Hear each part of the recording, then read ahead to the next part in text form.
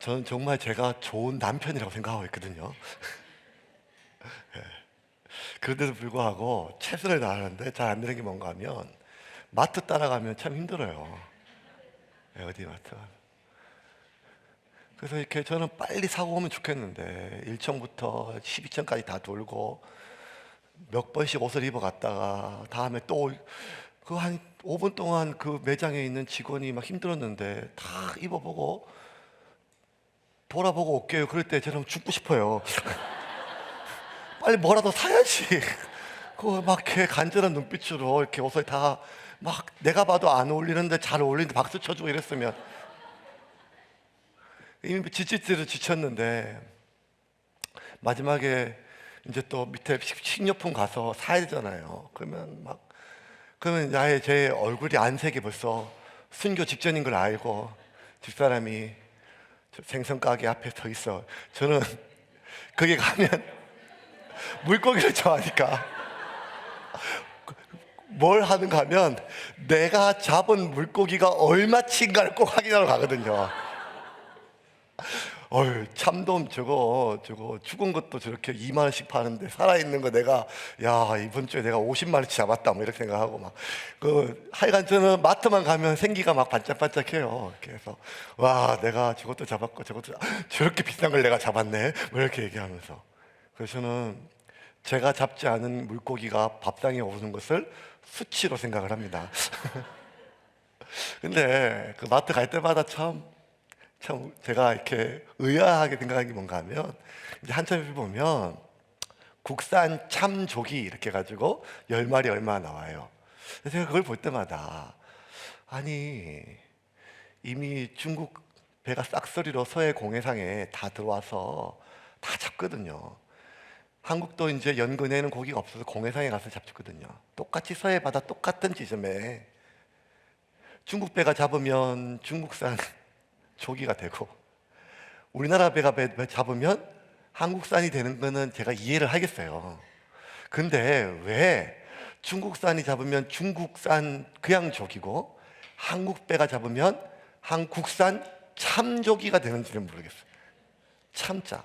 왜냐하면 이 참자란 말은 우리나라의 진짜란 뜻을 뜻하거든요.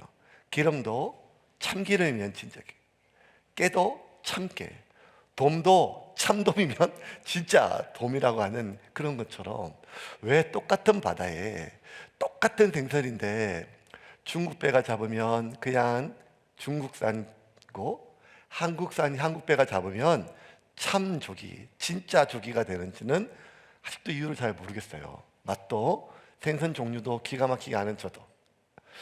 근데 따지고 보면 워낙 세상에 가짜가 많으니까 가짜와 진짜를 꼭 구분하죠.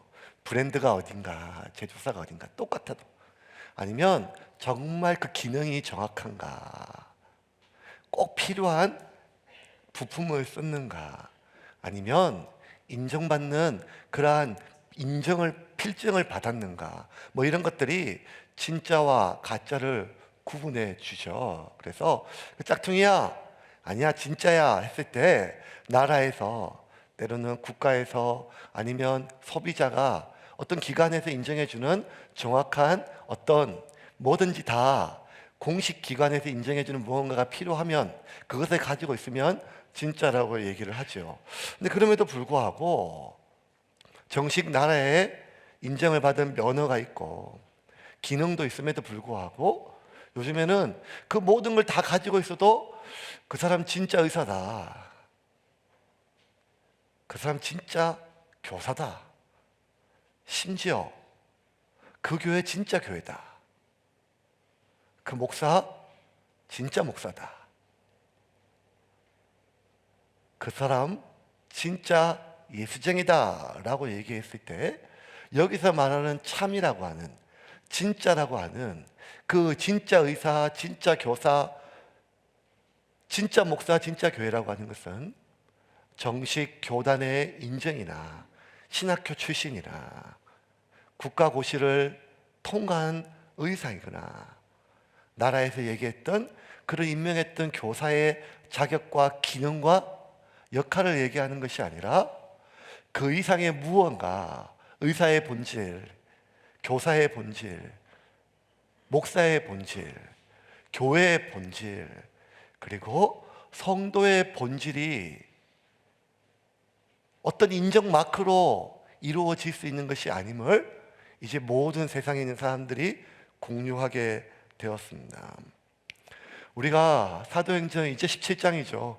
2017년 말부터 지금 보고 있는데 올해도 안 끝날 것 같습니다. 그런데 그럼에도 불구하고 이렇게 한 절 한 절 잘근잘근 씹으면서 사도행전을 우리가 살펴보는 가장 중요한 이유는 마지막 때 믿는 이를 보겠느냐라고 하는 2000년 전 주님의 말씀 때문에 지금 이 시대가 우리가 이단 교회가 아니라 우리가 큰 교회라서, 정식 교회라서, 설교 좋은 목사 교회라서 내가 진짜 그리스도인이라고 자부할 수 있는 시대가 아닌 시대임을 우리가 알기에 성경에서 말하는 진짜 복음이 무엇이고 처음 교회가 세워졌을 때부터 교회의 본래의 모습은 무엇이며 복음이 전거되기 시작했을 때부터 주님이 전하고 주님의 제자들이 전했던 그 복음의 진짜의 모습은 무엇인지를 살펴보기 위해서 우리 오늘도 이 본문 앞에 섰습니다. 지난주 살펴본 것처럼 데살로니가에서 바울을 죽이기 위하여 불량배까지 동원했던 사람들은 그냥 시시껄렁한 사람이 아니라 데살로니가 회당의 지도자들이었습니다. 설교자들이었습니다. 그들은 평생 성경을 연구하며 살았던 사람이었습니다. 그들은 평생 성경을 설교하며 살았던 사람이었습니다.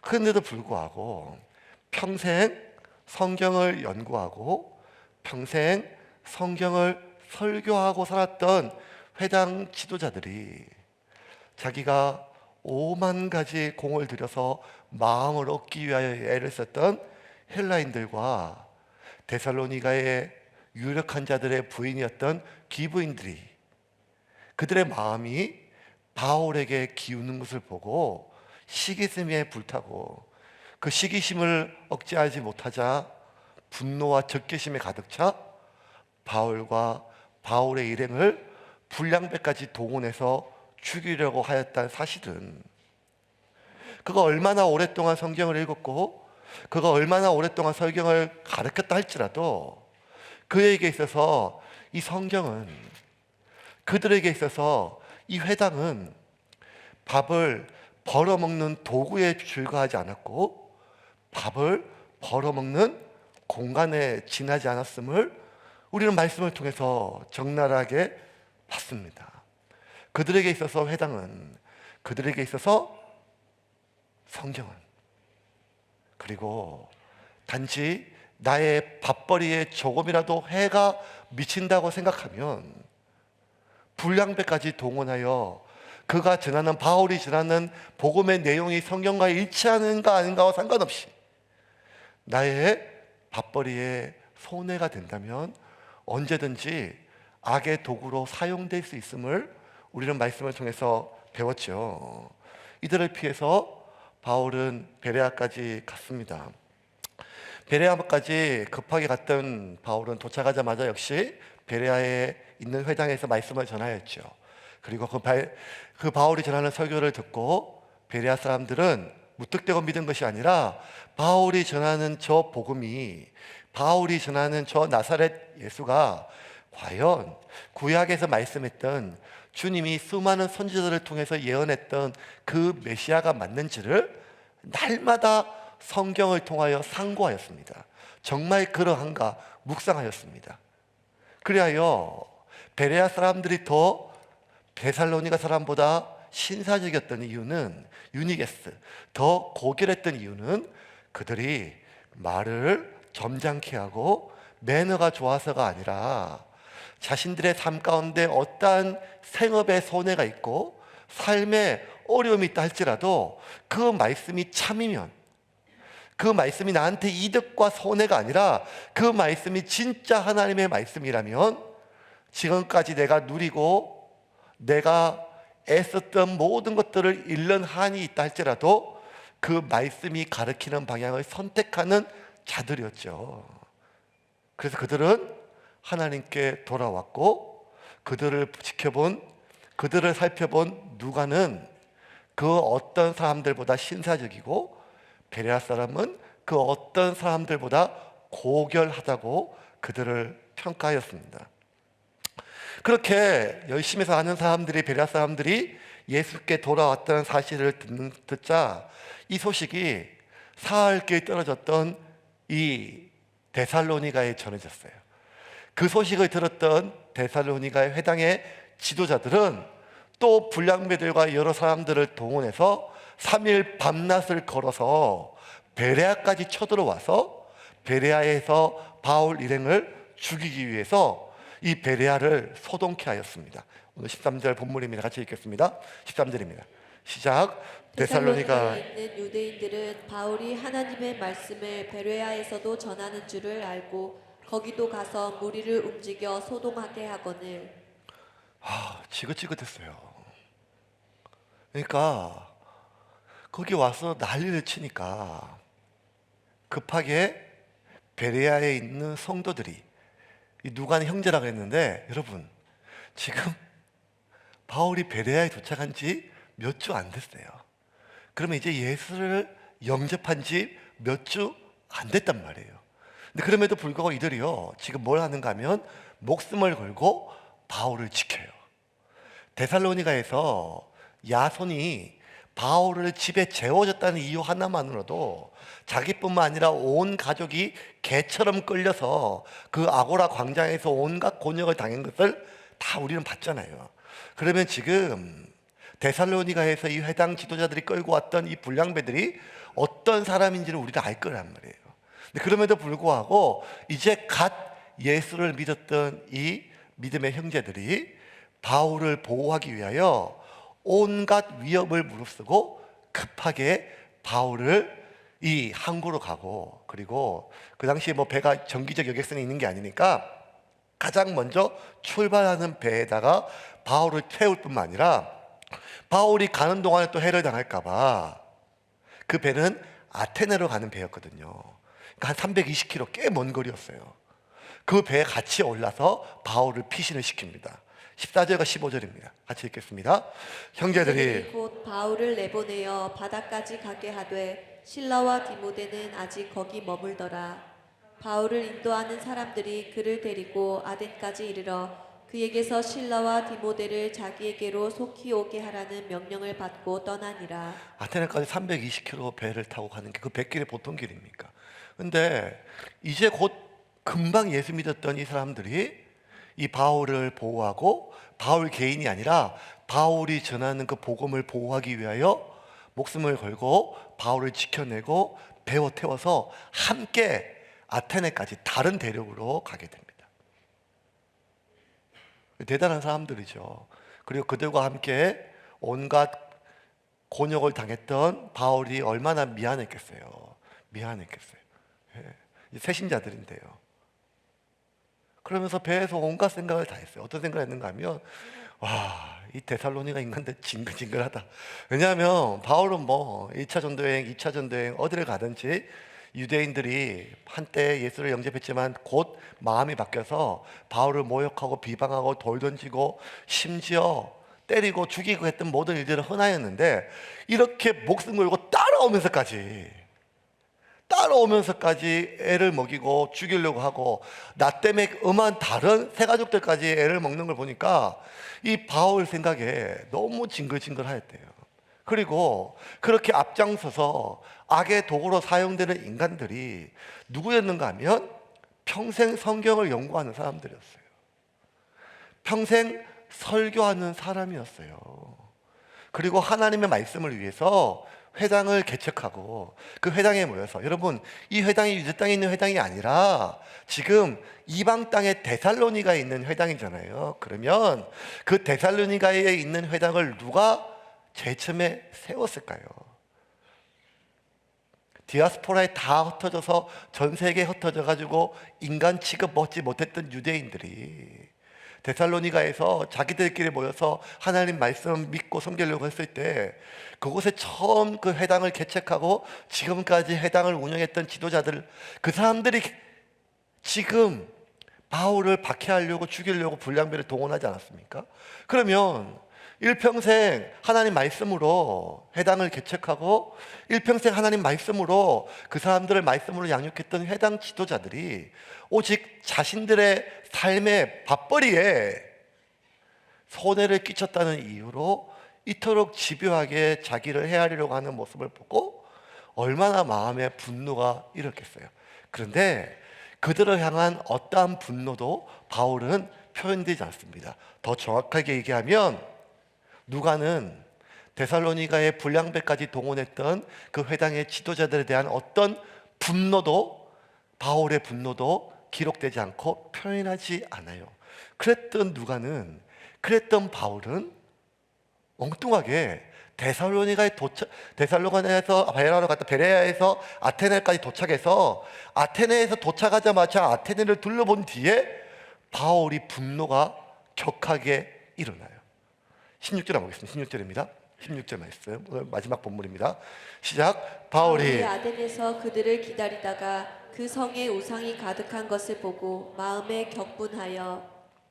바울이 아덴에서 그들을 기다리다가 그 성에 우상이 가득한 것을 보고 마음에 격분해. 파룩시스라고 하는데 마음이 그냥 분노가 터져 나오는 거예요.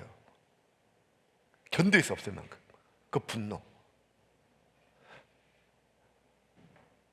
어미가 자식이 죽거나 해를 당하는 걸 보고 감당할 수 없는 분노가 일어나듯이 그 분노가 막 터져 나오는 거예요. 아니 왜 그랬을까요?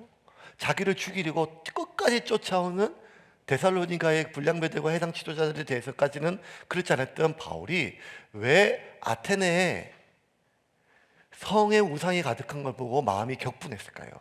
우상 때문이죠. 근데 저서 자세히 보면 쪽까지 몇 번 이 바울이 지금까지 전도여행에서 다녔던 패턴들과 조금 다른 몇 가지 패턴이 나와요. 첫 번째는 무엇인가 하면 바울이 아덴에서 그들을 기다리다가 그 성에 우상이 가득한 것을 보고, 여러분 바울이 어느 도시를 가든지 바울은 아무리 자기가 매를 맞고 터지고 죽다 살아나도 그 지친 몸, 아픈 몸, 터진 몸을 이끌고 그 성에 도착하면 제일 먼저 한 것이 뭐였죠? 회당을 찾았어요. 그리고 거의 죽다가 살아나서 제가 어제 막 청지기술회 때 기도해가지고 목이 잠기니까 아침에도 막 이렇게 뭐 얘기하는데 설교하는데 좀 어려움이 좀 있거든요. 이것만 해도 이렇게 어려운데 목이 아니라 온몸을 죽도록 맞고 터지면서도 도착하면 그곳이 어디든지 간에 어떤 몰골이든지 간에 얻어 터지고 깨진 얼굴로 설교를 했단 말이에요. 근데 바울이 왜 아덴에 와서는 회당을 찾지 않고 그 아덴을 쭉 둘러봤어요. 하루 둘러본 게 아니라 아덴에서 이제 베레아에서 아덴까지 배 타고 오면 4일 정도, 5일 정도, 좀 길면 일주일 걸린대요. 그런데 이 바울이 5일 정도, 일주일 동안 배 타고 왔고 또 베레아 사람들 돌려보내면서 이 디모데와 실라 꼭 빨리 오라고 전해 주십시오 해요. 그러면 실라와 디모데가 다시 또 올라오면 배가 바로 있다면 적어도 2주 정도는 걸리는 시간이거든요. 아니면 배가 바로 없으면 더 오래 걸려요. 근데 이때 바울은요, 그때까지 회당 가지 않고 뭘 하는가 하면 아테네를 둘러봤어요. 물론 뭐 그럴 마음도 들어요. 2006년도 제가 DTS 훈련 받을 때 이제 전도여행을 이집트 갔었는데, 이집트 가가지고 저희 팀이 유명하게 싸웠었는데 마지막 그 카이로 밑에 있는 룩소라고 하는 이집트 고대 수도예요. 오늘 한국으로 따지면 경주 같은데 그 이제 가가지고 전도하는데 다음 지역으로 이동해야 되는데 어떤 한 아저씨 한 분이요, 이제 큰 대기업의 임원까지 하셨던 분이에요. 성질을 내고 막 인도하는 간사하고 팀장한테 왜 그냥 가냐고, 룩소까지 와가지고 너희들이 무식해서 몰라서 그렇지 여기에 3,000년 4,000년 얼마나 유적지가 많은데 한 군데도 안 보고 그냥 가냐고. 그래서 밤새 싸웠어요. 밤새. 그래서 제가 그걸 지켜보면서 아니 그냥 그 돈으로 DTS 오지 말고 여행을 와서 1년을 보고 간들 뭐가 뭐라 그래요. 그런데도 불구하고 이분은 자신의 모든 삶을 정리하고 하나님께 선교사로 헌신하러 왔어요. 그런데 평소 이쪽에 고고하게 관심이 많았던 거예요. 그런데 마지막 제주에서 기도하면서 우리 선교팀이 20대 간다니까 하나님 응답으로 본 거예요. 자기가 지금까지 공부한 거 모든 거에서 가기 전부터 20대 모든 걸 공부하고 여기 가면 내가 이걸 보고 가야지, 이걸 보고 와야지 마음을 다 먹었는데 룩소까지 와가지고 아무것도 안 보고 그냥 간다고 하니까 그냥 간다고 하는 우리가 다 무식한 것들이 됐죠. 뭐 이 정도는 아니었겠지만 여러분, 그 당시 아테네는요 전 세계 모든 문화의 중심이었어요. 물론 이 당시는 고대 스파르타와 함께 아테네가 이 세계를 주름잡았을 시기는 한참 지났기 때문에 로마의 식민지 아래에 있었기 때문에 옛날만큼의 영광은 아니었지만 그럼에도 불구하고 이 아테네는 소크라테스, 플라톤 한 번도 우리가 만나본 적도 없고 그 책을 읽어본 적은 없지만 그렇게 학교 때 배웠던 소크라테스, 플라톤, 아리스토텔레스의 그 철학의 도시입니다. 그리고 역사가 수많은 예술가들, 파르테논 신전 뭐 이런 것들, 그 당시에 모든 전 세계는 로마가 정치적으로 군사적으로 지배했지만 놀랍게도 전 세계 공통어는 헬라어, 이 아테네 언어였어요. 그러니까 아테네는 전 세계 모든 문화와 역사, 예술, 철학, 모든 사상을 지배하고 있었던 중심 도시였고, 이 바울은 유대인이었지만 유대 땅에 태어난 것이 아니라 이 길리기아 지방에 있는 다소라고 하는 지방에 태어나서 철저하게 유대 교육도 받았지만 헬라의 고등 교육을 받았기 때문에 이 신약에 있는 대부분의 바울 서신들을 보면 당시에 고대 문학가들이 봤을 때도 탁월하게 교양과 철학을 가지고 있는 문장 형식이거든요. 그러니 이 바울은 당연히 아테네를 가면 자기가 보고 둘러보고 느끼고 얘기할 것들이 참 많았을 거예요. 어쨌든 그런 개인적인 이유는 아니던 상황이 어쨌든 이 바울이 아테네를 충분히 다 둘러봤습니다. 왜냐하면 아테네는 바울에게 동경하고 싶은 도시였거든요. 그런데 복음이 미치고 오직 복음을 때문에 생명까지 걸었던 바울조차도 아테네는 한번 꼭 봐야 될 몇 군데가 있었습니다. 그런데 그 아테네의 화려한 모든 것들을 하나하나 눈으로 보고 웅장했던 것들을 봤던 이 바울이 갑자기 격분하기 시작했었어요. 누가는 그 바울 안에 일어나는 격분을 좀 더 자세하게 묘사하고 있습니다. 16절 다시 한번 이렇게 16절 시작.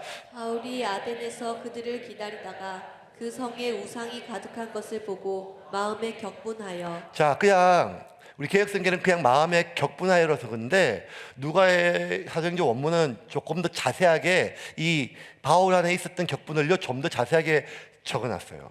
근데 어떻게 적어놨는가 하면 그 누가의 원문을 그대로 직역하면 이래요. 그의 안에 있는 그의 영이 파르시노 격분하여, 격렬하게 분노하여 바울이 분노했다는 거예요. 그러니까 지금 누가는 바울의 분노를 바울의 안에 있는 분노가 아니, 바울 분노가 아니라 바울을 좀 나눠가지고 그의 아내라고 하는 반을 두 번에 연속했어요. 그의 아내, 그의 영이, 그의 영혼이, 푸뉴마, 그의 영이. 그러니까 지금 누가는 바울의 영이 분노했다는 거예요. 이 말은 뭔가 하면 바울의 육은 그렇게 분노하지 않았다는 거예요. 왜? 바울의 육은 지금 이 아테나의 웅장하고 장엄함에 지금 압도당했어요. 압도당했어요. 여러분, 아테네는 그 고대 그리스의 그 많은 도시들은 대부분 그 언덕에 신들의 신전이 있는 아크로폴리스가 있어요. 아크로폴리스가 있는데 이 아테네에는 어떤 신전이 있는가 하면 아테네 역시 아테나라고 하는 여신의 이름을 따서 지은 도시인데 그 아크로폴리스에는 파르테논이라고 하는 신전이 있어요. 파르테논. 근데 이 파르테논 신전에는요 기도 하나가 대리석으로 직경 2m, 2m 그리고 높이가 12m, 12m. 이 직경 2m의 높이 12m의 대리석 기둥이요 46개가 천정을 받치고 있으니까 천정이 얼마나 높고 광대해요. 여러분, 제가 세움교회 개척하지 않았다면 이 본문을 읽었어요. 옛날에 설교했는데 이렇게 이게 감동적이지 않았는데요. 교회를 제가 개척하고 공사를 해보니까 건축 자재를 이제 눈이 떴잖아요. 여러분, 저도 바닥에 대리석 깔고 싶었죠. 근데 그때 대리석으로 깔았으면 조개밖에 못 깔았어요. 이렇게 그 돈으로. 근데 그 돌이요, 하나의 돌이 깨어지지 않고 그토록 정교하게 다듬어서 직경 2m로 12m씩 쌓기가 보통 어려운 게 아니거든요. 자재를 구하기도 어렵고 다듬기도 어렵고, 그리고 12m의 그 기둥이 46개가 있을 만큼 위에 있으면 중간에 기둥 없이 얼마나 화려하고 웅장했겠어요. 그리고 12m가 넘는 그 한가운데는 아테네 여신상이 있었는데, 높이 12m의 여신상인데, 그 여신상은요, 금하고 상아로 만들었대요. 금하고 상아. 높이 12m. 그러니까 말로 다 할 수가 없죠.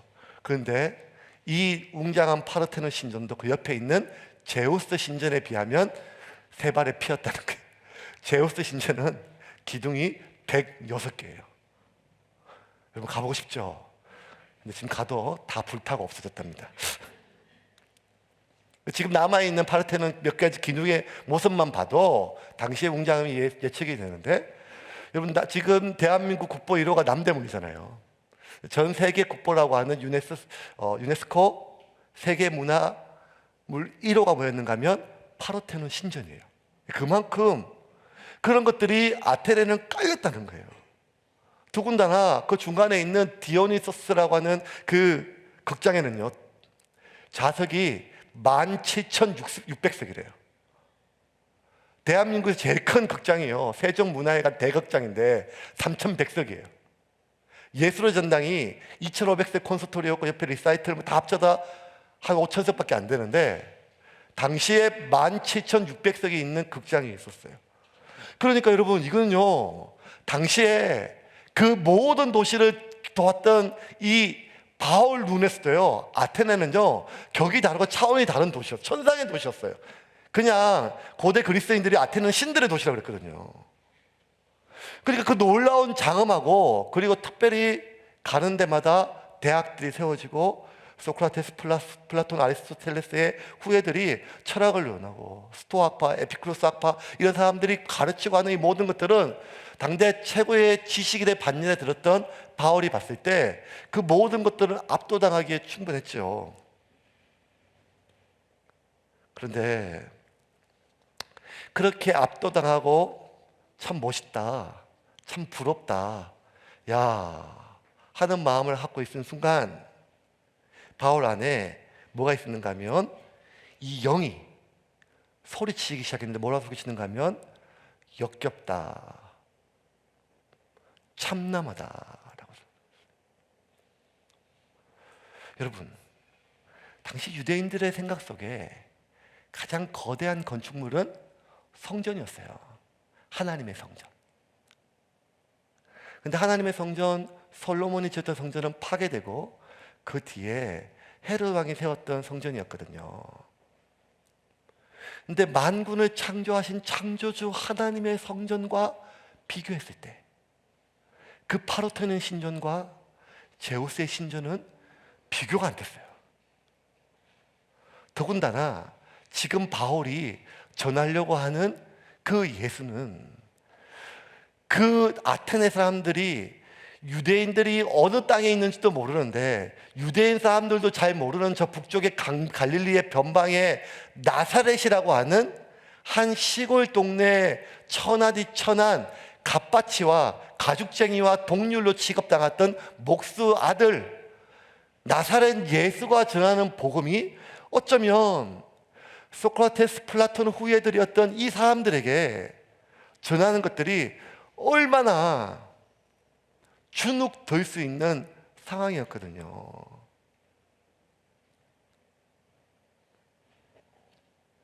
근데 그때 바울 안에 그의 영이 소리쳤어요.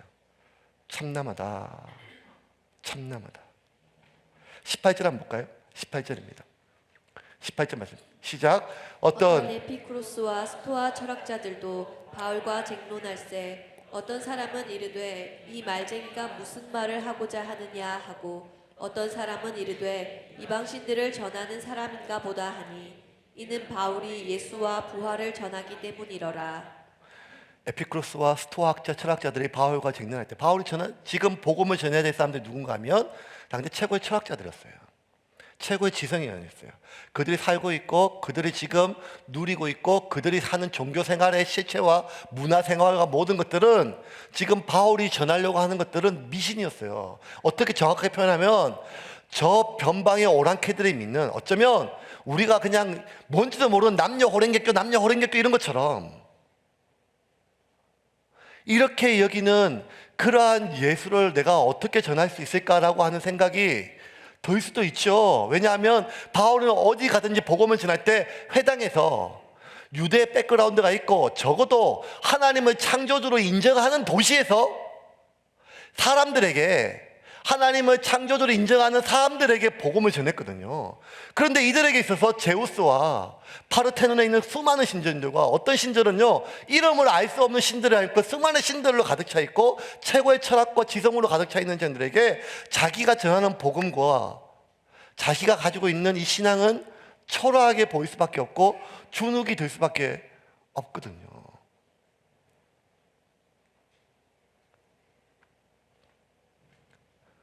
목숨 걸고 신앙생활 한다고 자부를 했었어요. 고등학교 때까지. 부신 가정에서 예수를 믿었기 때문에. 신학교 올 때 쫓겨났었잖아요. 엄청 맞고. 그러다가 서울로 왔어요. 오직 하나. 하나님, 주의 말씀 내가 두려울 것이 없습니다. 서울에 가든 등록금을 주든 안 주든 어디에 가든지 내가 말씀을 배우고 주의 종이 되겠습니다. 이런 결심으로 두려울 것이 없었고 거칠 것이 없었어요. 근데 제가 처음 한번 주눅든 게 언제였는가 하면 대학교 1학년 때 충영교회를 갔을 때였어요. 충영교회. 제가 예수를 처음 믿었고 제가 그때까지 다녔던 시골 경상북도 상주군 함창면 그 꼭대기에 있는 함창 감리교회는 고등학교 1학년 때 태풍이 불었을 때 종탑이 날아가서 밤새도록 목사님이 언덕에서 종탑을 붙들고 있었던 떼굴떼굴 굴러서 아랫집에 해를 끼칠까봐 그랬던 한 30-40명 모이는 톱밥난로 키우는 교회였거든. 톱밥난로 마룻바닥에. 그런데 그때 제가 처음 교회를 봤을 때 저희 동네에 있는 교회들은 다 작았었어요. 그리고 목사는 빌어먹는 직업이었고 저희 교회 담임 목사님 사모님도 그 상주에서 대전으로 평일에는 떨어져 있었는데 파출부로 생활하시고 주말에 오시고 이랬었어요. 생활이 안 되니까. 그래서 동네에 있는 사람들이 다 목사는 빌어먹는 집이고 교회는 다 깡통교회 이렇게 생각하고 있었는데 제가 처음 강남 한복판에 그러면서 삐쭉삐쭉 나와있던 종탑이 대리석으로 되어 있는데요. 하나, 종탑이 아니라 그냥 기둥 하나예요. 종탑이 아니라 그냥 기둥 하나에 있는 그 하나하나 이렇게. 그래서 누군가 이렇게 제가 막 촌놈처럼 누가 봐도 촌놈처럼 이렇게 보고 서 있으니까 어떤 분이 앞에 얘기해요. 어이, 저거 하나 2억이야 그러시는 거예요. 2억. 그 하나 그게 하나 돌로 된. 그거 압도당했어요. 지금은 뭐 큰 교회가 많았지만 그때 제가 봤을 때. 본당 안에 들어가는데 5천석이었는데요. 끝이 안 보이고 주눅이 들었었어요. 제가 절에 가서 놀란 것도 아니고 교회인데도 처음 봤던 그곳에 압도가 되고 그냥 제가 한없이 초라해지고 제가 다녔던 교회가 작게 느껴졌었어요. 신학생 시절에도. 어쩌면 우리가 세상을 살아갈 때 내 안에 복음이 있고 예수를 믿고 오늘 설교할 때 은혜를 받고 주의 종으로 두려울 것 없이 부름받아 나서니 뭐 어디든지 가겠습니다. 뭐든지 하겠습니다 하고 시작할 때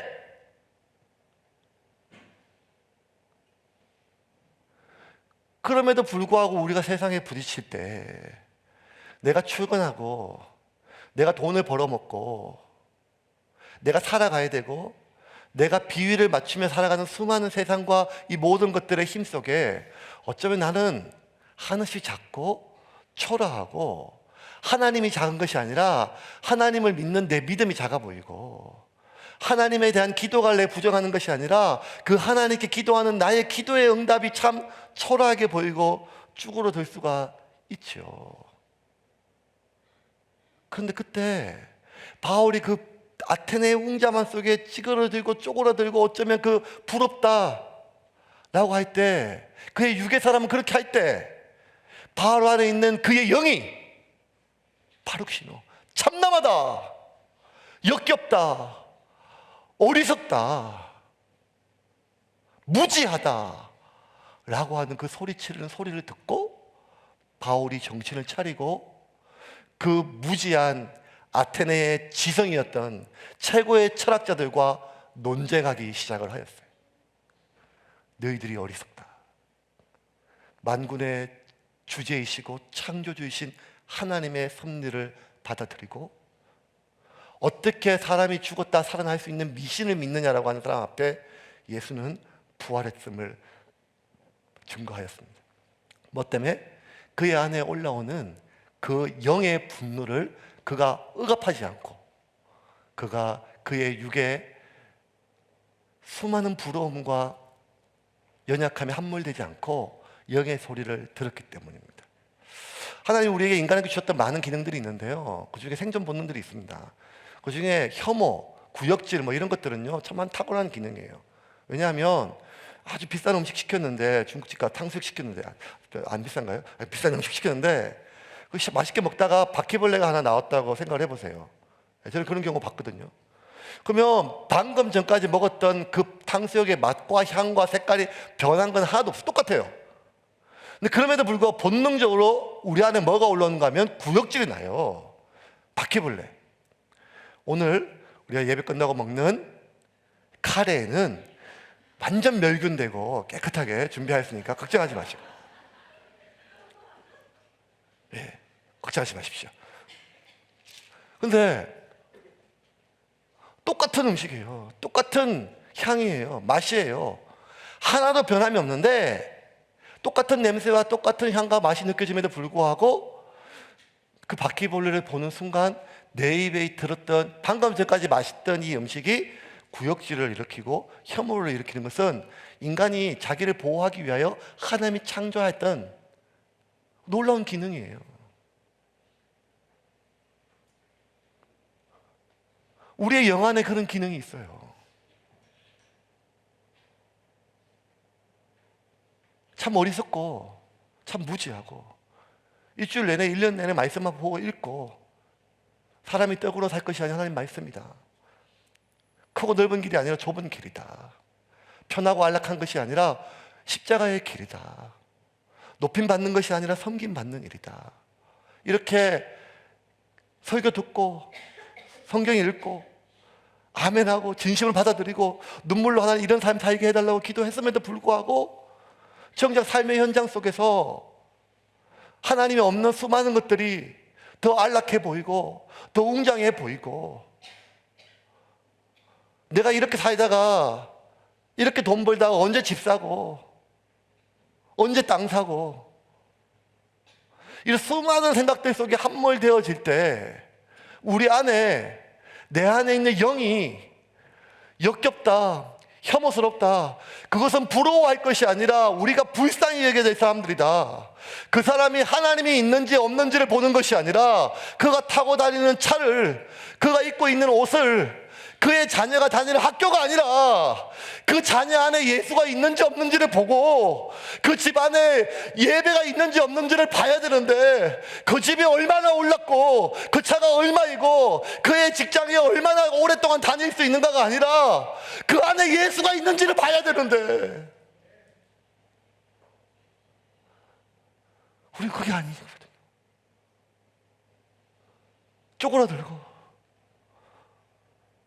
주눅 들고 부러워하고 그러다가 그들과 같이 되지 못함에 대한 서글픔을 하나님께 토하고, 주님 내게 복을 주십시오. 우리가 주님께 구하는 그 복이, 성경에서 말하는 복이 다름을 알고 있음에도 불구하고 그 서러움과 서글픔을 하나님 앞에 토할 때, 그래요, 그럴 수 있어요. 바울도 그랬어요. 근데 오늘 제가 여러분과 함께 나누고는 뭔가 하면, 그렇다가도 내 안에 이게 아닌데 하는 생각이 들면 역겨움이 올라와야 되죠. 그런데 우리 그게 잘 안 된다는 거예요. 교회를 시작하고 개척하고 진짜 땡전 한 푼 없어서 한번 예배 드릴 때 5만씩 주고 예배 드리는 남포동 지하에서 예배 드릴 때, 그때도 뭐 시작하니까 사람들이 오니까. 근데 이제 어떤 생각이 드는가 하면요, 1년에 내가 우리 교회가 냈던 임대료가 얼마나 많은가를 보니까 뭔 생각이 드는가 하면, 야, 너무 아깝다, 이래서 교회 짓는구나, 이런 마음이 드는 순간 땅을 보고 교회를 보고, 지나가다가 어느 교회 건물이 있으면 그 교회가 어떤 교회인지, 그 교회 성도들이 얼마나 기도하는지, 그 교회가 얼마나 선교하는지, 그 교회가 얼마나 목사님이 말씀을 잘 전가하는지 아무 생각이 없고, 서울을 가도 기차를 타도 차를 운전해도 교회 건물이 보이면 저 땅은 얼마 하나? 교회 건물이 참 좋네. 그럴 수 있죠. 근데 그럼에도 불구하고 우리 안에, 내 안에 이게 아니지. 이러려고 시작한 교회가 아니고, 한 생명을 위해서, 한 영혼을 위해서, 하나님의 영광을 위해서, 교회의 본질을 위해서 그렇게 시작했던 교회면 정신을 차리고 다시 하나님께 회개하고 주눅들고 부러워하고 그걸 계획하는 것이 아니라 본질로 돌아오려고 몸부림쳐야 되는 것이 맞지 않겠습니까? 내가 정말 아이들을 가르치고 그 아이들을 제자로 길러내는 것이 교사의 시작이었다면, 아이들에게 손해가 되더라도 내게 성진에 유리한 길이 온다면, 제시받는다면 그게 역겨움이 느껴져야 되고, 교회의 본질이, 목사의 본질이, 의사의 본질이 사람을 치료하고 살리기 위해 됐는데, 이윤 앞에 내가 무너지려고, 쓰러지려고 했을 때 우리 안에 그러한 역겨움이 일어나야 되죠. 왜? 하나님은 우리의 영에 그러한 고귀한 기능을 주셨음을 믿으시기를 바랍니다. 그러므로 우리의 모든 관심은 땅끝까지 복음 전하는 거거든요. 예수 믿으면 죽으면 되죠. 바로 천국 가니까. 그럼에도 불구하고 이 땅에 우리가 남겨주시고 하나님이 이 땅에 허락하신 이유는, 내가 얼마나 성취했고 내가 얼마나 성취했는 것을 사람들에게 인정받기 위함이 아니라, 우리가 시작했던 교회가 얼마나 커지고 그 교회를 얘가 일조했음을 사람들에게 인정받기 위함이 아니라, 영혼을 살리고 땅끝까지 복음 전하는 이 사역을, 그럼에도 불구하고 나를 연약한 우리를 충성되이 여겨 나에게 허락하신 하나님의 소명을 이루기 위함이 하나님이 우리에게 주셨던 소명이 아니겠습니까? 그러할 때 우리 안에 있는 영의 소리에 우리가 귀를 기울여야 됩니다. 영의 소리에 귀를 기울여야 됩니다. 어디에 땅값이 얼마나 오르고 집값이 얼마나 오르고 그 기회를 놓치고 뭐 이런 것에 안타까워하는 것이 아니라, 작년 한 해 동안 내가 잃어버린 영혼들이 누구였는지, 내 주변에 내가 매일같이 얼굴을 보고 있음에도 불구하고 복음이 전거되지 않는 영혼들에 대한 안타까움이 우리 가운데 있어야, 그래야 적어도 오늘 우리가 예배 때 하나님 주님의 기쁨이 되기를 원합니다라고 했던 찬양이 일치되지 않겠습니까? 그러하기에 하나님은 차지도 덥지도 않는 내 입에서 내치겠다고 하는 것처럼, 오늘날 하나님의 이름을 부르고 하나님의 기쁨이 되기를 기도하면서도 불구하고 세상에 있는 모든 사람들과 같이 안락하고 부유하고 평화로고 미래가 보장되지 않았음에 대하여 안타까워하는 우리를 보고, 아테네에 있는 수많은 우상들을 끼고 사는 그 시민들과 우리가 다를 바가 어디에 있겠습니까?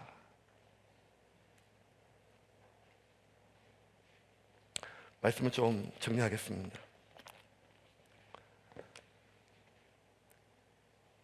바울 안에 분노가 올라왔어요. 그 전까지 어찌 이 사람들에게 복음을 전할 수 있을까? 어찌 이들을 설득할 수 있을까? 어찌 이들에게 내가 납득시킬 수 있을까 하는 두려움과 의기소침해짐에서 그 안에 올라오는 참남하다, 어리석다, 죽어간다, 눈에 보이는 아무리 화려한 거고 눈에 보이는 아무리 뛰어난 학식 속에서도 예수가 없는 생명은 죽은 생명인데, 그 예수 없음을 눈으로 볼 수 있고 그 예수 없음으로 인하여 죽어가는 것에 대한 안타까움을 느낄 수 있을 우리의 영적 기능이 회복될 때 우리는 세상이 감당치 못할 그리스도인이 되는 줄을 믿으시기를 바랍니다. 우리가 밤새 기도하여 꼬리가 되지 않고 머리가 되고, 우리가 연초에 간절히 기도하여 남들처럼 부유하고 넉넉해서 그들에게 꿀리지 않는 것이 아니라, 그들에게 없고 우리에게 있는, 은과 금은 내게 없지만 내게 있는 것 곧 예수의 이름으로 세상을 나아갈 때 우리에게 소망이 있는 것입니다. 저 거대한 골리앗이 이스라엘 모든 국민들과 군사들을 두렵게 떨게 했을 때, 그의 키와 그의 창의 높이와 크기와 칼에 있는 그 예리함에 두려워 떨고 있을 때 오직 다윗 한 사람이 너는 칼과 단창으로 내게 나왔지만 어찌하여 만군의 주이신 하나님을 네가 모욕하느냐. 다윗 역시 두려웠어요. 다윗 역시 두려웠죠. 하지만 그 두려움 속에 용감하게 나갈 수 있었던 것은 다윗 안에 있는 두려움을 뚫고 하나님을 모욕하고 하나님을 비난함에도 불구하고 이스라엘 백성 중에 아무도 한 놈도 분노하지 않을 때 오직 다윗 혼자 올라오는 그 영의 분노를 듣고 나까지 이렇게 내가 두려움에 있을 수 없다 하면서 어떻게 할례 받지 못한 이방인이 만군의 하나님의 군대를 여호와의 이름을 더럽히느냐 하며 분노하고 일어났을 때 그 다윗의 의로운 분노가, 그 격분이 이스라엘을 승리로 이끄심을 믿으시기를 바랍니다. 그러면 여러분, 우리의 기도합시다. 하나님, 우리 안에 의로운 기능이 회복되게 하여 주시옵소서. 우리 안에 의로운 기능이 회복되게 하여 주시옵소서. 우리가 오직 안타까워할 것은 남들을 통한 비교가 아니라 내 안에 생명에 대한 열정과 복음에 대한 소명과 나에 대한 하나님에 대한 부르심이 약해졌을 때 외에는 그 누구한테도 그 무엇에도 내가 흔들리지 아니하고 살아가게 하여 주시옵소서. 기도할 때 하나님이 저와 여러분을 온전히 사용하실 줄을 믿으시기를 바랍니다.